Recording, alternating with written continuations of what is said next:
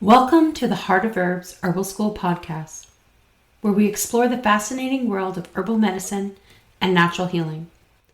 I'm your host, Demetria Clark, and I'm thrilled to be your guide on this journey of discovery. At Heart of Herbs Herbal School, we're passionate about empowering individuals to harness the power of plants for health and wellness. Through our podcast, we'll dive into topics ranging from herbal materia medicas, clinical herbalism, sharing insights, interviews, tips, and wisdom to inspire and educate our listeners.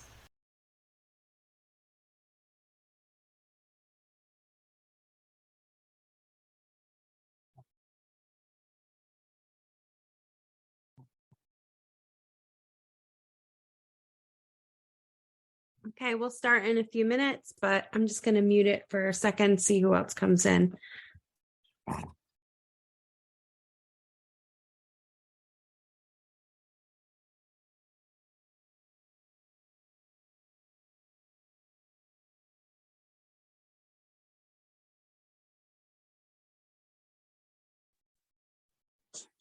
All right. Do we have everybody in? I think so. So far, we got 6 people.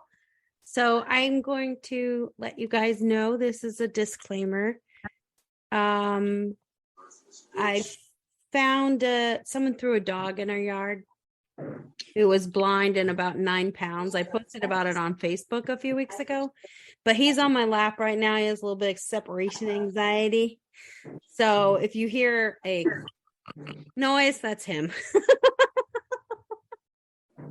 I figured I would just warn everyone. So everyone can go in and mute their mics, and unless you're talking. How's that sound? All right. Okay, cool.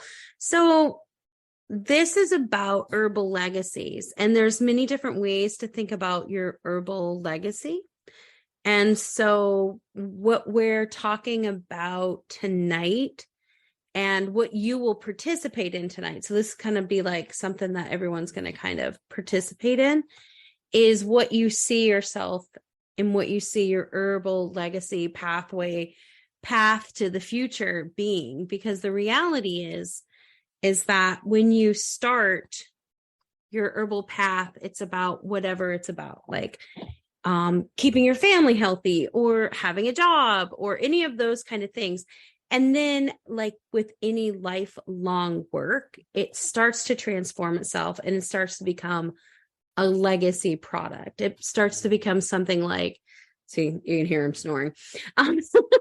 You start to think about things in a different way.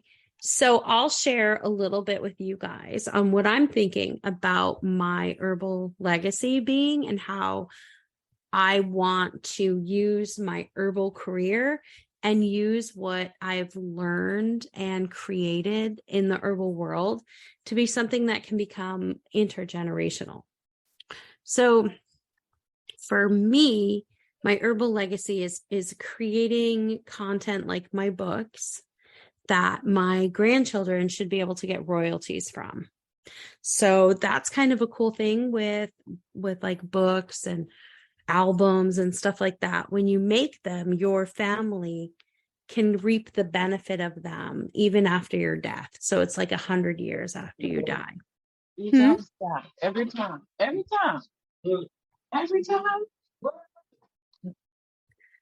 So I already know what you're gonna say. What am I saying?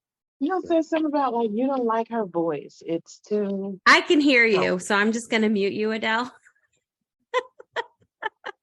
um so the thing is that we can create something for the future. And so, as I was saying before, that my legacy, right, is that I am creating product that my children will be able to reap the financial benefits of later. And that's something that people don't really talk about. And it's something that is definitely part of our herbal journey. And part of the reason why I bring that up is we're talking a lot about, in our country, we're talking a lot about intergenerational wealth. We're talking a lot about wanting to change the laws, about all that kind of stuff. So that's kind of like how I think about the book aspect. The other part of me is the property that I own as an herbalist. And so that's something that I am being a steward for, and hopefully maybe one day it'll be something that my children can either decide to be stewards for or decide to, pass it on. But when we think about legacies and the things that we do, it can be a lot of different things. So if you're creating product, if you are working in a way that is going to create generational income for your family, or you can take your herbal work and invest in things that are going to allow you to have generational and intergenerational wealth, that's also an herbal legacy, even if it doesn't have a picture of a plant on the front. And we don't talk enough in the herbal world about making a sustainable future for ourselves and for our families with our career. And a lot of people talk about it in a lot of different careers, and we just haven't gotten there with herbalism. So years ago, when I started talking about this kind of stuff, I was like the four-headed dragon in the room. People just were like, "You're bananas." And it became really, okay, in order for me to do this and to really tell people, hey, this is what we need to do, this had to become a practice what you preach kind of situation. So I've used my herbal work to assist me in also creating things that help my family in different ways. So I'd love to hear from you guys what you would like from your herbal work. And then maybe we can briefly, like with each one who's interested in sharing, kind of say, okay, so like, let's look at this or let's look at that, and kind of like talk about pathways and maybe strategies that would help make this seem less of a mountain to climb. I think part of the reason why I was so successful with a lot of this stuff is that it just didn't occur to me that I couldn't climb the mountain. I'm kind of goofy that way. I don't know if it's that I'm fearless that way or dumb. I was just like, oh, this is what I have to do, right? And so that's what I did. So does anyone want to share or ask a question about that? Or I was thinking about starting something like an herb garden, but for children, to where they can come and take classes and learn about the herbs. But I don't know if that would be actually a really good idea or just something that is like a passing thought. I think that's an awesome idea. I think it can be something where you can actually teach classes and use it as a stream of income, or it could be something that you could implement with like a city kind of program or a community garden kind of program where you let the community fund it and come up with the things, and then you work as a director or directing the programs. I think that there's a lot of things you can do with that. I think it's also, I'm going to just mute you. I think someone was in their car, but so the thing is with that, and obviously unmute yourself when you want to ask a question or something. If I mute you, that just means there's a lot of background noise. So the reality is with something like that, I definitely feel like you can do something with that. I mean, it could be a therapy garden. It could be a garden where you can make it accessible for differently abled children, by having raised beds. I mean, there's all kinds of things that you can do with something like that. So I think that's I think it's a gorgeous idea. I'm going to try to make sure I have the chat open so I can see if people type things, I can also do that. Okay. Christina Abrams says, I agree with everything you said. If I knew how to make it sustainable, I'd dive in with both feet. I think about it all the time about doing this work when I'm older and having land for my children to cultivate. I am totally on board with that. Look, land ownership is super expensive and it's super, super scary, right? It's really sometimes hard to like get behind the whole, like buying a piece of land and then watching it like build itself from the ground up. But I have a son who's really interested in doing something like that with some kind of sustainable farming practices. And I can see him stumble with what comes next after you find the land. And so I do know that that can be really hard. So I totally agree with you, Christina. But if I know anything about you, if anyone's going to make it happen, it's going to be you. So I definitely think so if you if in theory, say you found your piece of land, I would write down 10 to 15 things that you could do with the land that could help generate income for the land.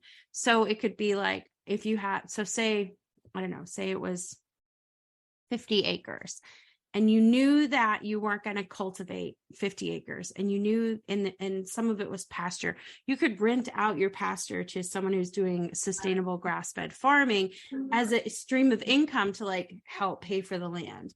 Or you could look at building a school, or you could look at, doing larger scale plant propagation or endangered plants. So if it's really hilly, you could look at growing like golden seal or ginseng or something like that on land that maybe others don't always see the cultivation value.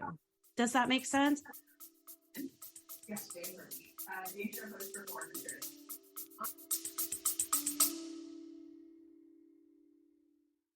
The Heart of Herbs Herbal School Podcast. October 15, 2007, he debuted in the Bob Barker studio with Unsula. I'm gonna mute you, Cynthia, because I think I'm picking up the TV. Does anyone else have a question or want to say anything about what their dreams are in reference to this?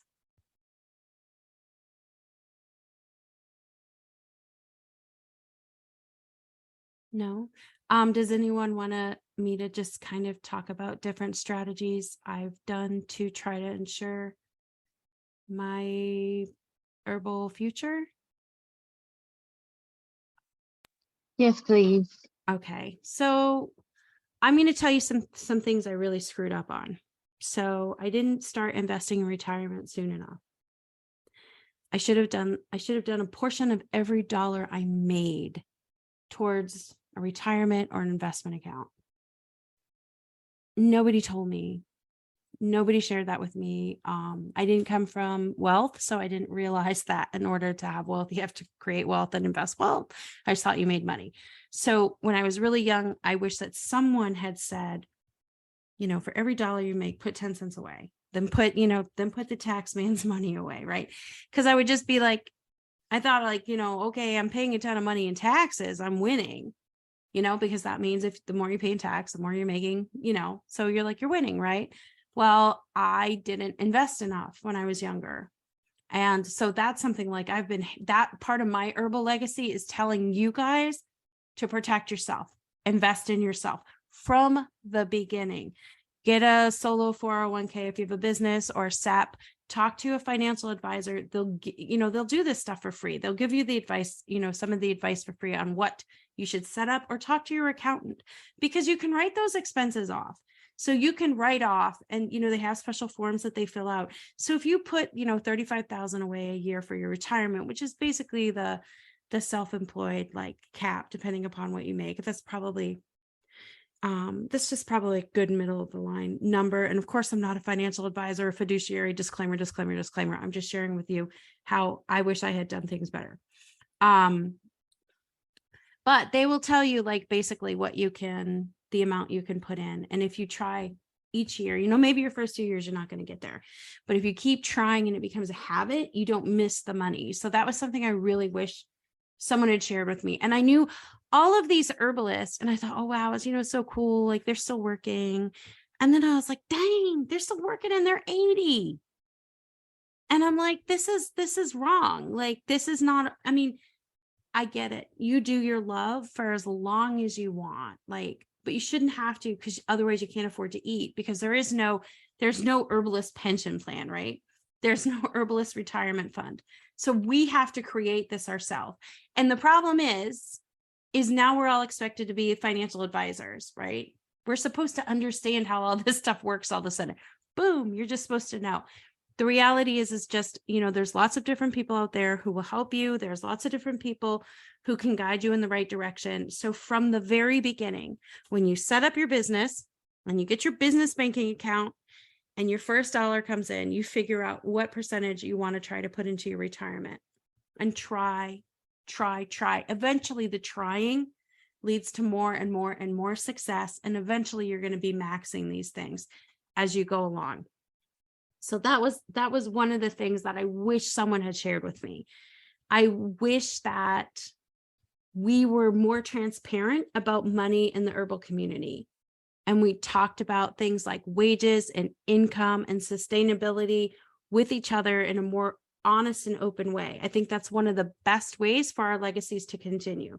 Because if you can't make a sustainable living wage and you can't take care of your family doing this work will disappear.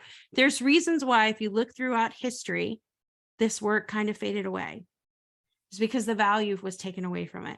I remember when I first wanted to charge for the things that I did, I was literally told, you shouldn't do that. It's healing stuff and you love it. And it's not okay for you to charge money for it. I mean, some people were really cruel and said really kind of horrible things. And I was so young. I let it sink into my brain for a while before I was like, oh, forget this. I can't literally eat your happiness. I can't pay my bills with your oh, thanks, man. That was so groovy. I can't do that. So having said that, the changing the way we talk about money in our community is going to help preserve our legacies. It's going to make our businesses that we can pass on to our family. Like the dude who owns Herb Farm, the big, huge company, or Gaia, they've got a herbal legacy. They're leaving their business potentially to their children or their family. You don't have to have a multi-gazillion-dollar company to leave a sustainable company to your family. So Lenita says, family expects this for free and it's hard to say no. You know what? Just practice it. Just say no. Tell them no. I mean, my brother is a home builder. I would never, ever, ever dream of asking him to do something for free, right? We have all of these other people in our lives who work and contribute to their community and do all different kinds of work. And we never ask them to do something for free. And if you're asking people to do stuff for free, that's something that you need to sit back and think about with yourself. Why, if I want people to value my work, I need to value other people's work.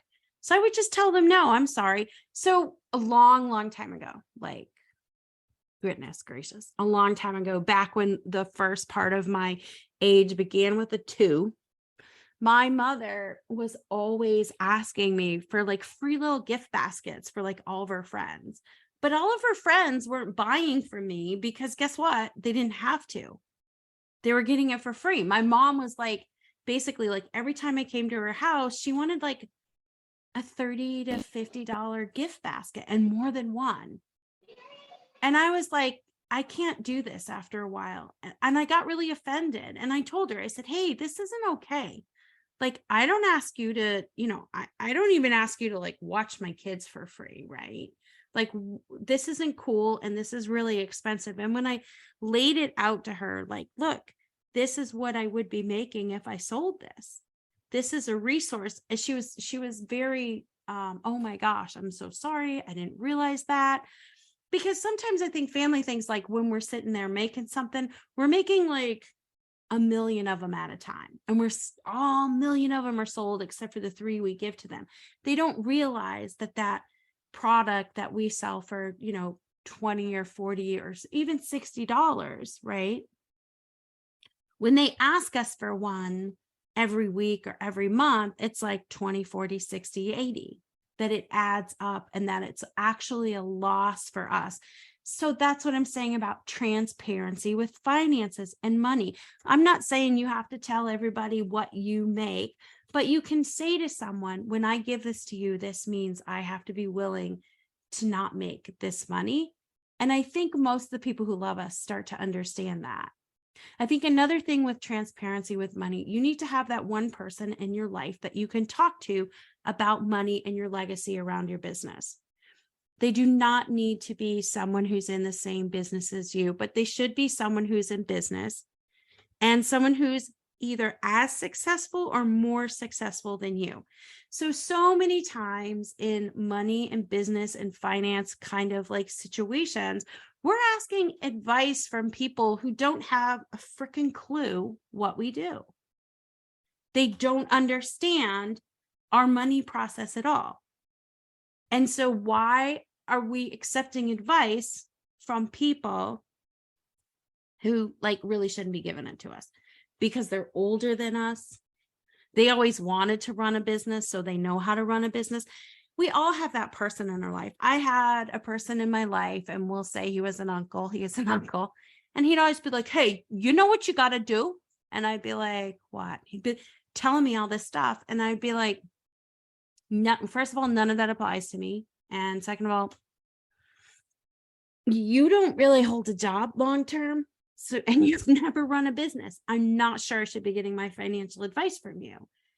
And I finally found a really nice way to say that, and it stopped. So I will share with you that the person that I do my money headbutting with and like really talking with and meshing things out is my brother, who owns a construction company. Now, what is a construction company owner who builds like these big, houses in New England up in the, in the ski country have to do with this herbalist who's in Virginia? How can we have money conversations about what to do next? And it's because we're talking business and we're talking money. The industry doesn't necessarily matter. He's not giving me herbal advice. I'm not telling him how to build a house, but we're talking about strategy and implementation. And one of the reasons that I love working with him, because we've been doing this kind of like every now and then, this kind of informal kind of vent about, or what are you going to do? What do you do about this kind of sessions for about 10 years? And my business is pretty much, mine's just the kind of slow growth, just good growth, nothing to write home about. And then I've watched his go whoop, all the way up through the stratosphere. But as he's going through the stratosphere, he's learning stuff that I don't know. And he's sharing that information with me. And we have a trusting and safe relationship where we can talk about the next steps. You need to have someone who you can do your next steps with. You need to have someone you trust. You don't need to be talking to someone who's going to tell everybody your money business. That's what I don't mean. I don't mean that about transparency about money. I mean, if you want to tell everyone how much money you make, that's totally up to you. But the person that you are implementing and strategizing with, or using as a sounding board, or a place to just bounce ideas off of, they need to be someone that you can trust, and hopefully someone who's more successful than you. Now, you can enter into a mentorship kind of relationship with money and stuff like that. And we do have a program for that. But overall, if you're working with someone in your community, or just someone that you trust, and they can be a friend who's in a successful business, but it's just really having that person that you can do that with. And that person is often not going to be your husband or your wife or your partner, significant other, whatever, because they're too closely invested. So when you are talking about abstract things sometimes, so I know for myself very early on, I realized that one of the biggest things what for my husband is he thought I'd be upset if I failed. He didn't want my feelings to be hurt. He didn't want me to be sad, basically, right? He loved me so much. He didn't want me to like fall all over myself. And finally, I don't remember, it was a long time ago, I had some conversation and I was like, well, what's the worst that's going to happen? It's going to fail. And then when we realized, yeah, that's the worst that's going to happen, it's going to fail. We didn't have anybody, it wasn't like, people weren't going to be fed or something like that if it didn't happen. So I think that's part of the thing too, is to realize and understand that sometimes the people who love you the most aren't always the best people to bounce the financial stuff off of. So that's another thing that I think is really important when it comes to creating an herbal legacy, because we can't sustain our work on our own. We can't be an island on our own. Does that make sense? Okay, so would the Small Business Association be a good place to go for this kind of help? Absolutely. So your Small Business Administration, score.org, joining your local chamber of commerce, or just going to some of the events, you may find someone who is like a really good fit.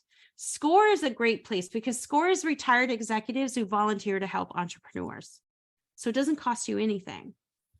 And sometimes, you're going to be working with like people who, just have so much knowledge and skill, and they're not going to tell you how to do things. They're going to tell you how to look at things and to figure things out. And it'll help you with learning to make the best decisions for your business and your later legacy.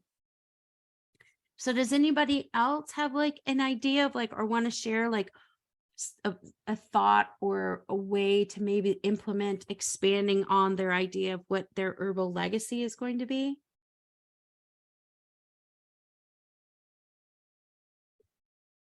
No? I'm sorry, I just got in, so I'm not sure if you talked about this, but for me, I know a big thing is like collaboration. Just a lot of collaboration with a lot of other herbalists and like-minded people.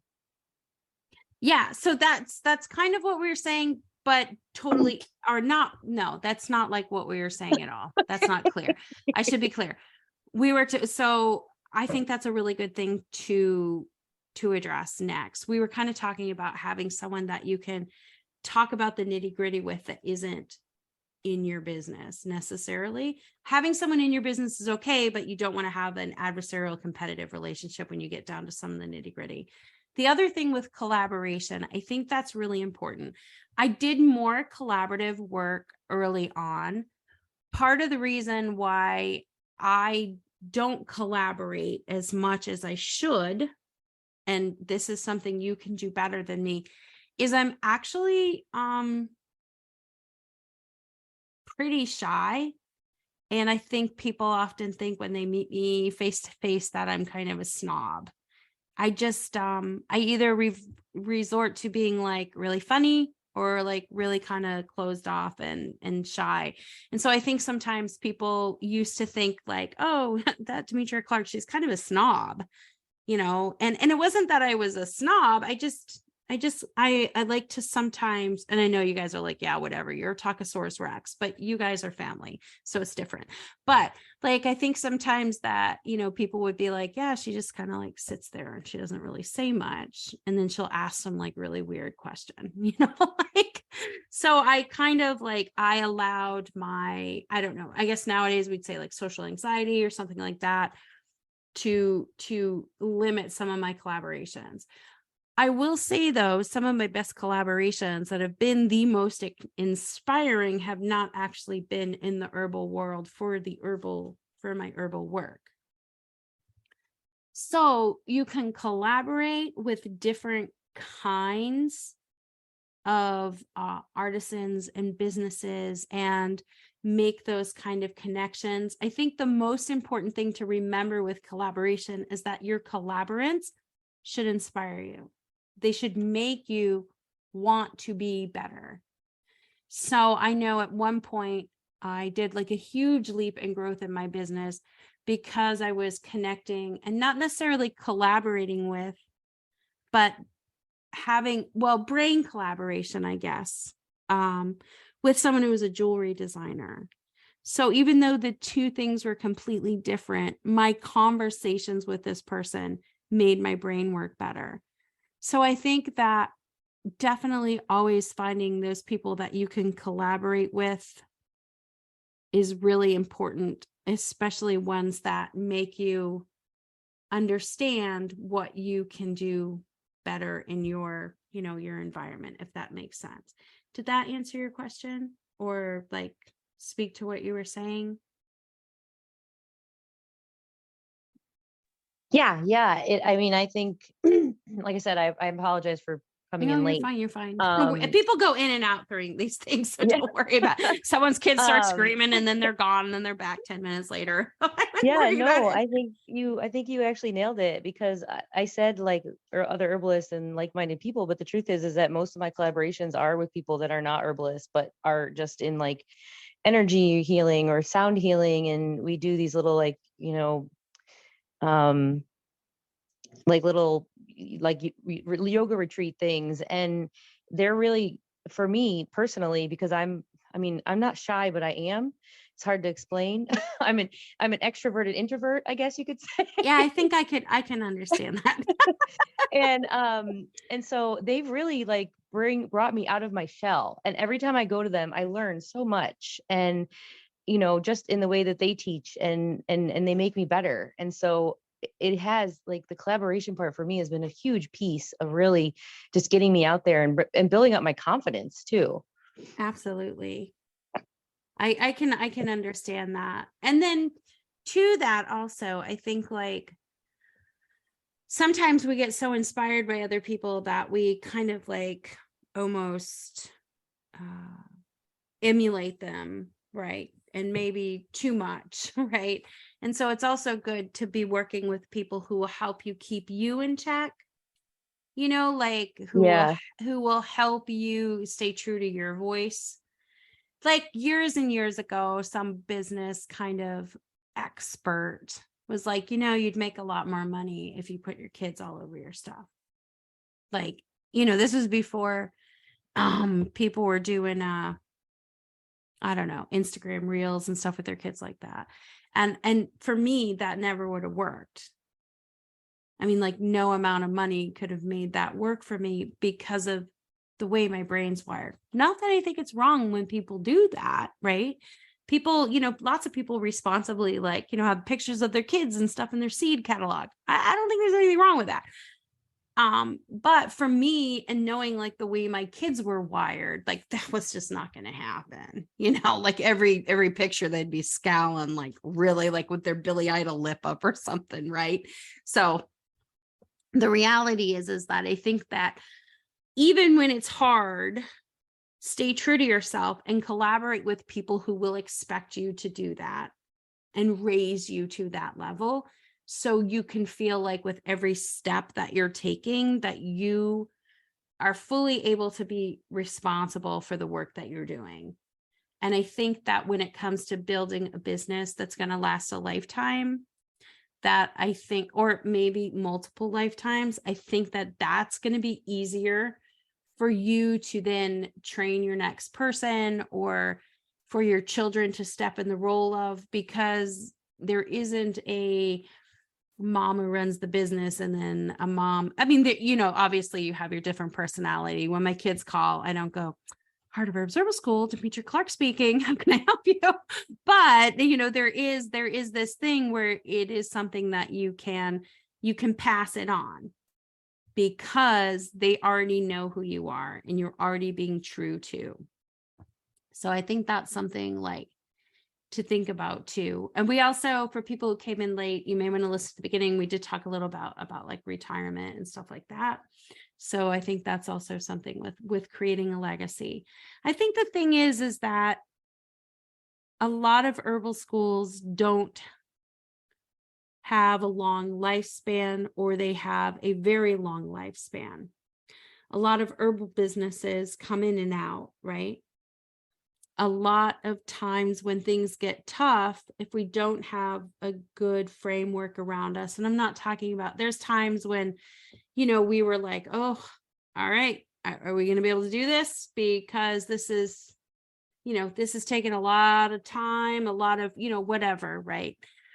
And so having those people around you that believe in you and that you can trust and that you can go over things and collaborate with and work with and be inspired by is going to help you get through the harder times, or the more, the confusing times, or, you goof something up, you just make a real, butthead of yourself, and you have to come back from that. And, things always, the world happens, right?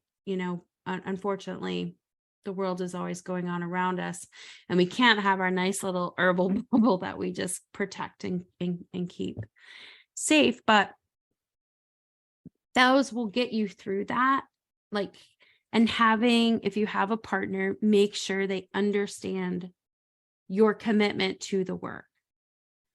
Because, look, I can't even tell you how many businesses fail in the first year. I think it's something like 70 or 80%, right? And most businesses don't really make a big profit for 3 years. That can be a long time for people to hold on. Now, fortunately, it is not hard to make a profit with herbal products from the beginning.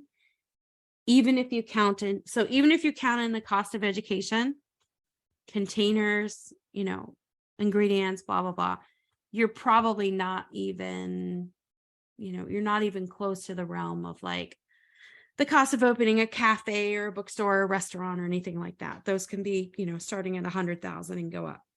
So that means that it's easier for you to recoup those costs. So remember that too. Like you can sell, there's so many ways that you can sell now that are very, very low cost. You're not just selling at a trade show during trade show months or things like that. So even when things get tough, start thinking of a different avenue. So your products on Etsy aren't selling. Get your butt in the farmer's market. Go and talk to people who own stores.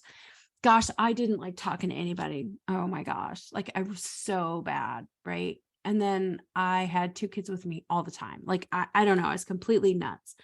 Right. So I had 2 children in the shopping cart at this like health food store. My husband was at work. I had a box with my product. And I said, I really think you should carry these in the store.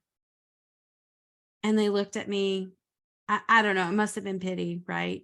And they did. They ended up carrying everything. And I had made a connection with the person and talked with the person. So sometimes you have to go all the way back old school, face to face. And sometimes getting into these local and regional stores is going to get you picked up by the big ones.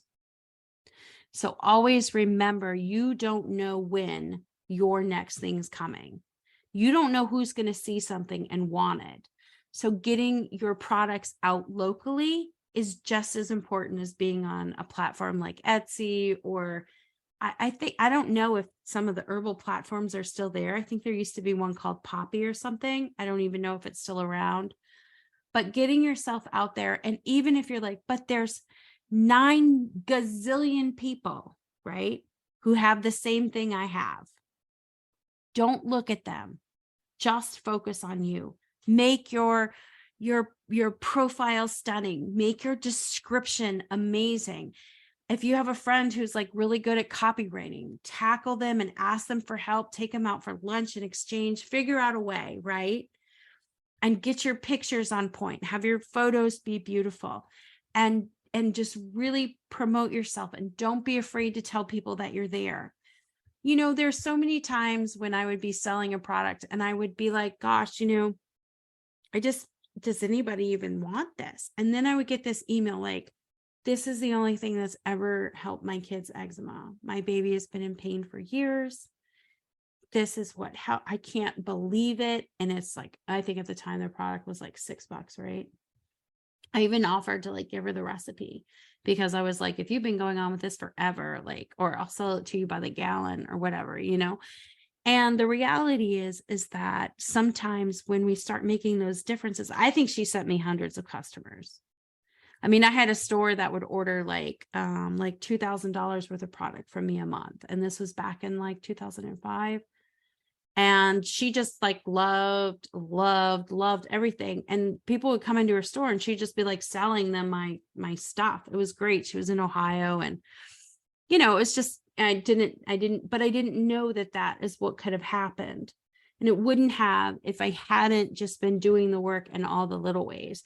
So when you do that kind of work in the little ways, you're creating an herbal legacy. You're laying down a roadmap for people to find you. You can specialize. You can say, I'm this kind of herbalist, that kind of herbalist. I am really skilled at helping this things or these kind of people or whatever. You can totally do any of that. You can talk about, where your passion comes from, who it connects you to. What is your herbal legacy rooted in? Like, so who behind you? I will straight up say herbs were in my life probably because the herbs that were in my grandparents' life were because they were this close to starving. And so you learn how to stay alive. So for me, it's always been kind of like, my grandfather would talk about eating things. And I'd be like, that's an herb, like, oh, really? So, but I think the thing is that we have to remember that we all have this connection. So tapping into that and being like, okay, I'm not the only one starting this legacy. There were people before me. I'm bearing the torch now, and I'm changing the dynamic and my connection to the land and my family to continue this process. Is it through community gardens? Is it through beautifications of playgrounds? Is it through running, doing plant walks in your community? There's all kinds of places where you can get involved in things that will eventually help your business or connect you to, if you're really into growing things and you volunteer at the botanical gardens, they often give away their cuttings to the people that are volunteering there or working there. So then you can use that to propagate new things that maybe you're going to be offering your customers later. If you are a super skilled builder and you love building and you love herbalism, well, maybe part of your herbal legacy would be like really making a good functional greenhouse for people who want to grow certain kinds of herbs indoors, and really like expanding on that. So you get to use what you have to make something that can go for generations. I think that the thing is that we're limited by our imagination. So when it comes time to create, there's really nothing you can't like put herbs into. You'll sometimes see like herbal business logos on like even like race cars and stuff nowadays, or soccer teams, or stuff like that. So it's I don't know. I guess it would be kind of funny if there was like a heart of herbs like race car. I don't know. I don't really watch racing, but hey, why not? Right. What I'm trying to say is that this is the kind of thing that can last a lifetime. This is like an $800 billion industry. That's like more money than some countries have for their GDP. So, or 800 billion. Yeah. So it's something that there's no reason why you can't reap the benefits of this. Does anyone have any questions about anything because I'm going to keep checking in with you guys because we're almost done. So if you're thinking something, or if you want to know if something maybe is a sustainable or potential idea, if you if you wanted to, you can put it in the chat if you don't want to say it out loud. If you're an art, oh, sorry. Yeah, It's please okay. go. First off, sorry about earlier. Oh, don't worry about it. My husband was like, I have "You can tell sons. them I'm a jerk." Oh my gosh, no. The fact that someone like finds my voice annoying like doesn't bug me at all. I raised 2 boys, okay? I come from a family of 5 kids. I'm fine. Okay. So, what was I gonna This say? annoying voice Okay. is gonna make you rich though. They better. So, okay. I have this, I don't know. I know it's not a weird idea, but maybe it is. So I live in a very rural area, and a lot of people, ironically, in the super rural areas, don't always reap the benefits of herbal solutions to their lives. Mhm. And there's a lot of farmers, and just people who work like on their feet, right? And firemen and all that. So Yeah. I'm considering this. I just don't know how to make it concrete. Um, I want to do like a foot clinic, a donation based foot clinic, There's where an herbalist who does that in New Orleans. oh wow, So if you Google that, you may, if you email me, I'll see if I can find their information. I actually like did some collaborative kind of stuff with them years ago. They probably don't even remember me, or maybe they took one of my classes. But yeah, so I think that's a brilliant idea. Okay. Especially if you are like licensed to do the, different footy things or whatever. I definitely think that, because a lot of farmers have like venous insufficiency and stuff like that, which can affect your feet. There's a potential, a lot of people have diabetes. I mean, Mm-hmm. farmers are pretty rough on their bodies, right? Yeah. And especially you're in a rural area, so half of your fire department is probably volunteer, right? So they're Mm-hmm. farmers, and then they go into a fire, right? Mm-hmm. Like, I think this is a brilliant idea. I think it's something that could work. So Yeah. I don't know. It's like I want it to be donation based. I don't know if this is an unbased fear, but I feel like it's not. Like with it being a rural area and a fairly low income rural area, it's like I don't know how feasible it is to make it sustainable on donations only. But at the same time, I am leery of charging a set price, because there are nail salons out around that that do foot soaks or whatever. But I just don't know. I'm like, I I have wouldn't the do idea. I don't have donation. the okay. People are uncomfortable with donation. They just want to know how much Okay. something costs. It Okay. doesn't have to be expensive. Or you can also make it like you could do a sliding scale, Okay. right? Or you could make it, this is what it costs, and like and the reason why it's so sustainably priced is because 10% of every product that's bought goes into investing in this, keeping this option going for people. So Yeah. also getting people involved with Mhm. paying for it who aren't using the services. Okay. So if you have like a foot cream that Right. people really like or whatever, you can say like 10% of the proceeds go to such and such foot clinic, I or got you. like, I think you could really make that. And oh wow, yeah. So then you have this like amazing foot cream product, right? You can also talk to the local hospitals about stocking it in their gift shop, because I used Mhm. to sell to hospital gift shops, and they actually contacted me Okay. because what goes on when you're in the hospital? What happens to your skin? It's I so mean, dry, so really dry. cracked, Yeah. so horrible, right? Yeah. And so family members are always getting stuff from the gift shop Hmm. to, or people are buying from the gift shop for themselves to keep Yeah. their skin nice and soft. And we know that feet are so neglected. And I mean, that's why like, pedicures are $1 gazillion industry, right? Yeah. So yeah, I think like from that, there could be lots of ways you could go.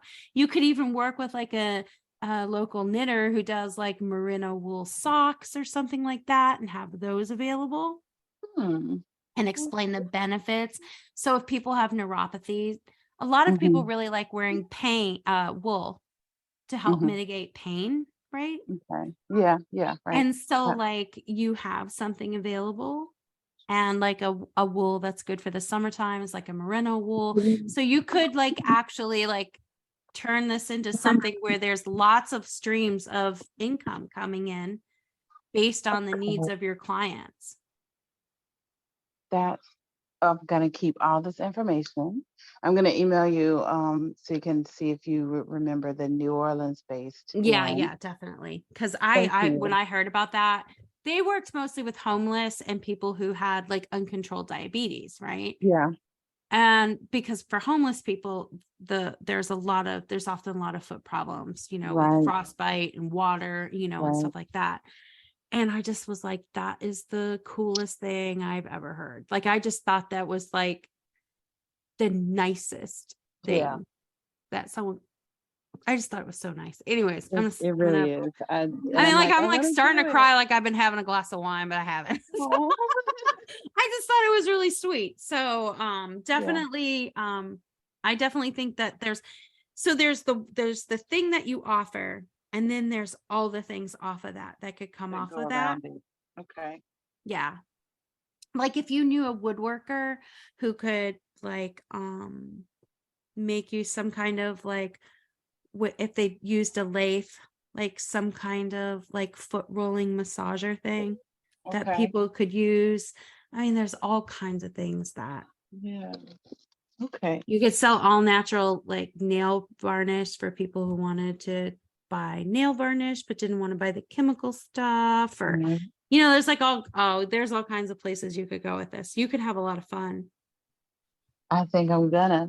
I appreciate you. No, absolutely. Yeah, no, what a cool idea. Thank you for sharing that with everyone. For sure. Does anybody else have anything? I'm not sure if someone. Nope, keep talking. Okay. Well, I mean, like, so the thing is that so I think that was a good example, right?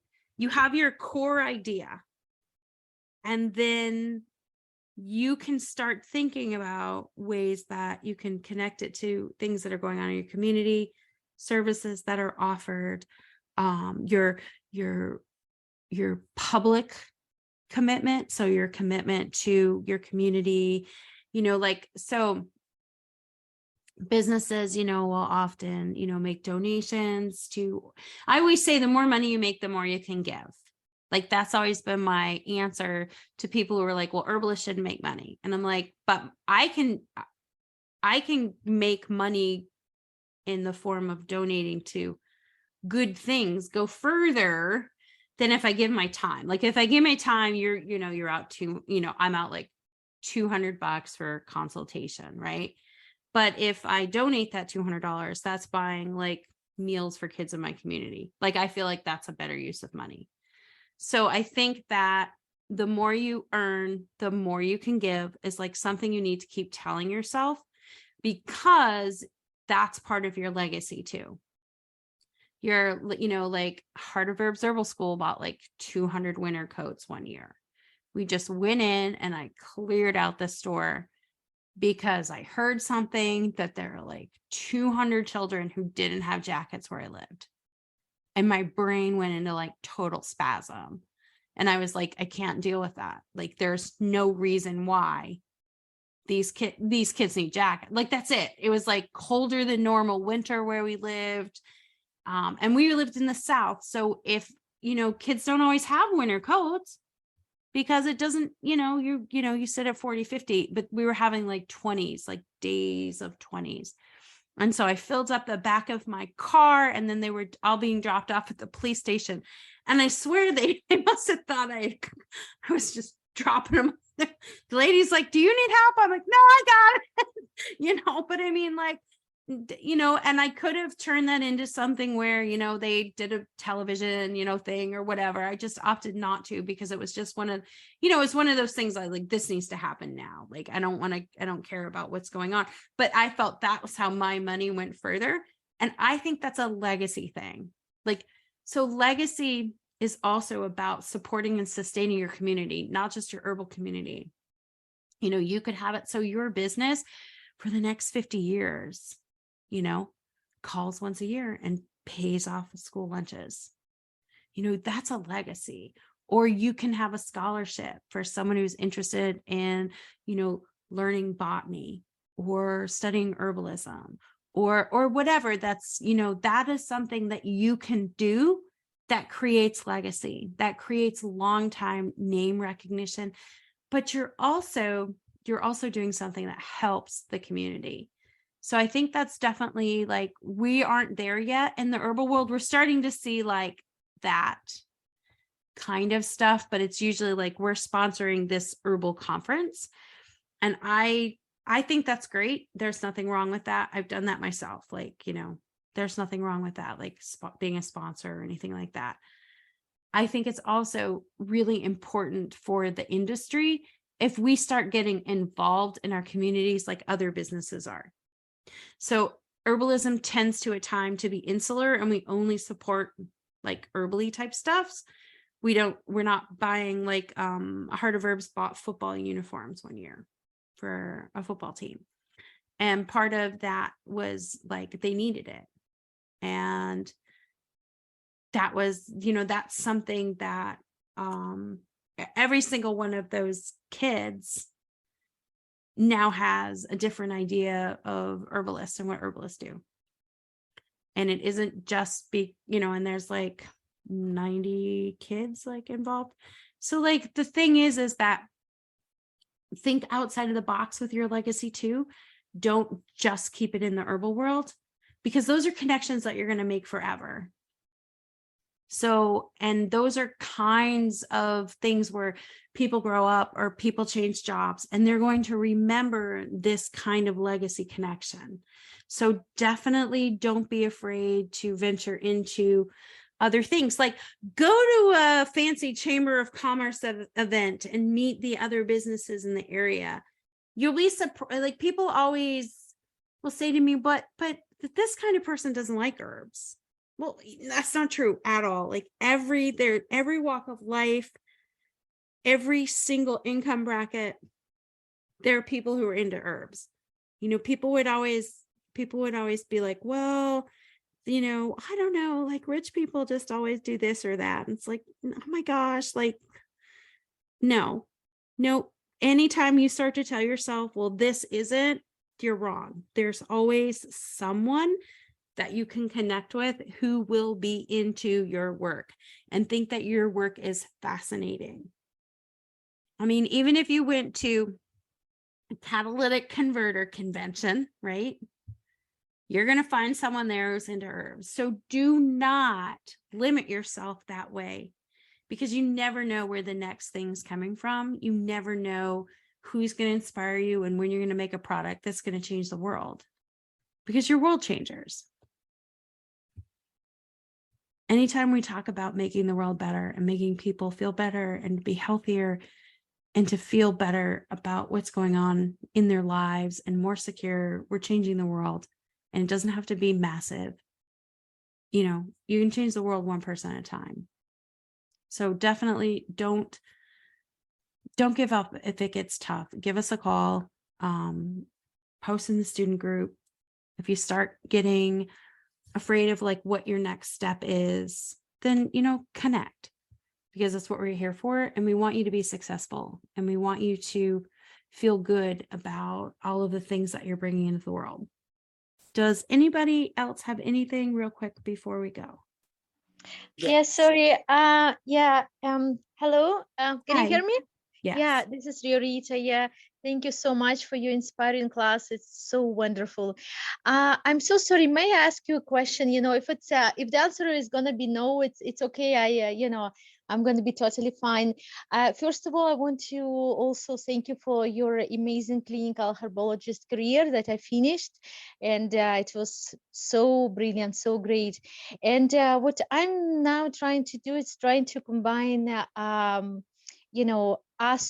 basically the astrology and herbology together, and I will try to offer us 6 months course.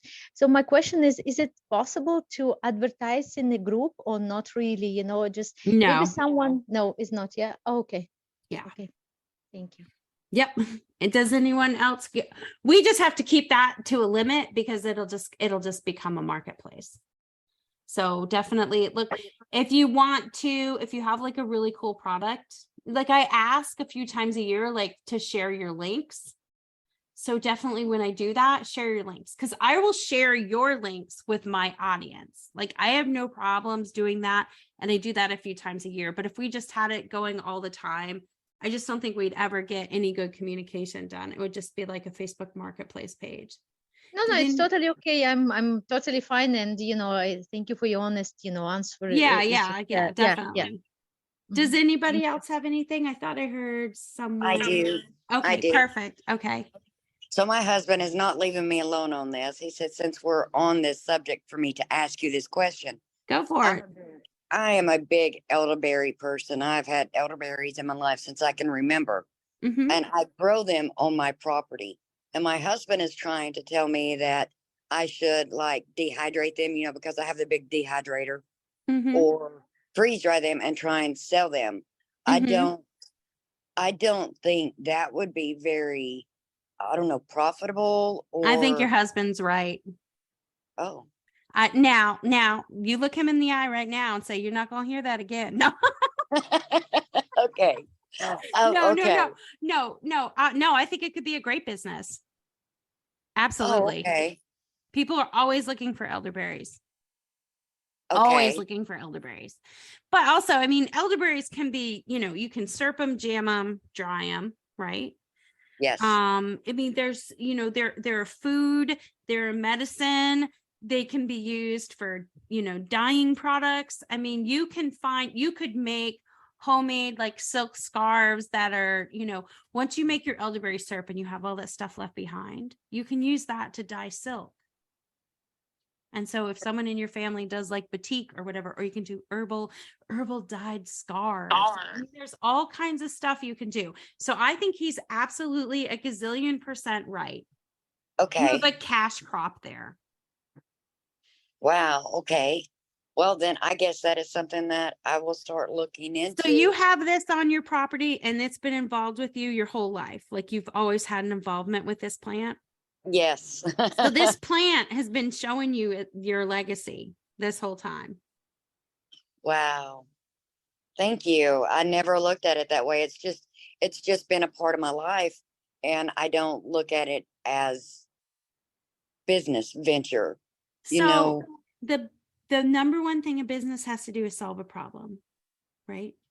right. And the simplest things. I mean, I do think dyeing the silk is genius. Thank you, Adele. But the simplest thing to do is to solve the simplest problems. So like there's the guy who did the ShamWow towel, right? Like seriously, it's like a microfiber towel. A guy became a billionaire. I mean, that's some genius stuff there. He needed something that did something and he made this something. So I think what your husband is suggesting is everything is there. You just need to take the next step. Okay. Thank you. Yeah, definitely. I'm glad that he told you to ask, because elderberry is a good product for that. I mean, it grows really well. It doesn't need tons and tons of stuff to keep it going. If they produce well, it's a cash crop. So I Okay. would connect with your extension service and see if they have any suggestions for our classes for business stuff on that. And I think that and a lot of these resources are free. So I would definitely check it out. What state are you in? Tennessee. Oh my gosh. Yeah, you're going to do awesome. Okay. Oh, and you could even use like the dye-in stuff for like cosmetics and stuff like that, or powders that could be used to color things. I mean, there's so many things you could do from the beginning part of the plant all the way down to like the leftover waste. So there's definitely like a lot of different ways that you could go and make sure you're maximizing and getting everything you can out of it. Okay. I will do that. I do take a lot of the waste and I make a chapstick out of it. Yeah, see, you're already there. Okay. Wow, I never thought of all of that. Oh my gosh. Well, Thank you. Sometimes it's just talking and it brings out all the different ideas, Yes. Well, I appreciate this. Thank you Oh, so yeah, much. I'm going to of go tell course. my husband. Okay, so someone said you were right. I didn't. She did. Exactly. Does anyone else have any questions or want to say anything? All right. Then I agree with Kathleen. That plant does have your spirit in it. Okay, so I'm gonna close this out. I hope that this gave you what you were looking for, and I'll post a link in the what's we call it in the student group, and I'll eventually get it up into the bonus classroom too. If you come up with something later, or you're like, I was too nervous to say this out loud in front of other people, connect with me. We always have a few people who email me after the fact and want to ask something. So definitely feel, you can always do that. So have a wonderful weekend. I know where I am, it's starting to get warm and we're starting to have fun with that. So I hope wherever you are, it's going to be beautiful this weekend. Thanks so much, everyone, for attending, and have a great weekend. Interested in enrolling or learning more about herbalism? Visit heartofherbs.com and enroll using coupon code podcast to save 20%.